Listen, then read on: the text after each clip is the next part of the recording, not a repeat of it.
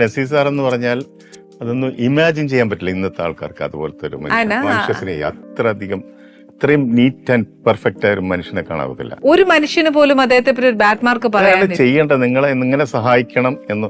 അതായത് അദ്ദേഹം സമ്പാദിക്കുന്ന പൈസയിൽ നിന്ന് 40% കൃത്യമായിട്ട് മാറ്റിവെച്ച് ചെലവാക്കുന്ന ആളാണ് അറിയാൻ വേണ്ടി. അത് അദ്ദേഹത്തിന്റെ ഇഷ്ടമാണ്. 60% അദ്ദേഹം ഉപയോഗിക്കുള്ളൂ പൈസ. അപ്പൊ അത് തന്നെ ഒരു ബേസിക്. അതൊന്നും ആരുടെ പറഞ്ഞിട്ടൊന്നുമില്ല. ഇതാണ് അദ്ദേഹത്തിന്റെ സ്വഭാവം. ഞാൻ ഒരുപാട് ഇത്രയും പടങ്ങളുമായിട്ട് വന്നപ്പോൾ കൂടുതൽ ഒരുപാട് അടുക്കുകയും അദ്ദേഹമായിട്ട് ഒരുപാട് സഹകരിക്കുകയും ചെയ്തപ്പോൾ ഇത്രയും നല്ലൊരു മനുഷ്യനെ ഇന്നും ഞാൻ കണ്ടിട്ടില്ല.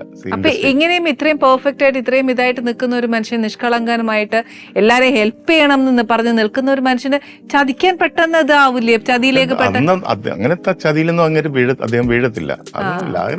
പുള്ളിയുടെ റെസ്പെക്റ്റഡ് ഒരു പേഴ്സണാലിറ്റി ആണല്ലോ. അപ്പൊ അത് കാരണം ആളുകളൊക്കെ ഒരു ഡിസ്റ്റൻസ് ഉണ്ട് എപ്പോഴും വരുന്നതിനും ഇതിനൊക്കെ.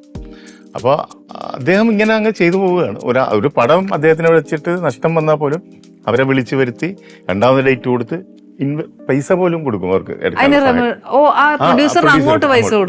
എനിക്കറിയാവുന്ന ഒരുപാട് സംഭവങ്ങളുണ്ട് അങ്ങനെ ഹെൽപ്പ് ചെയ്യും. Best quality as an actor Nazir സാറിനെ പഠിക്കേണ്ടത് നമ്മൾ എല്ലാം പഠിക്കാനുള്ളതാണ് ഓരോന്നും. അതാണ് ഏറ്റവും വലുത്.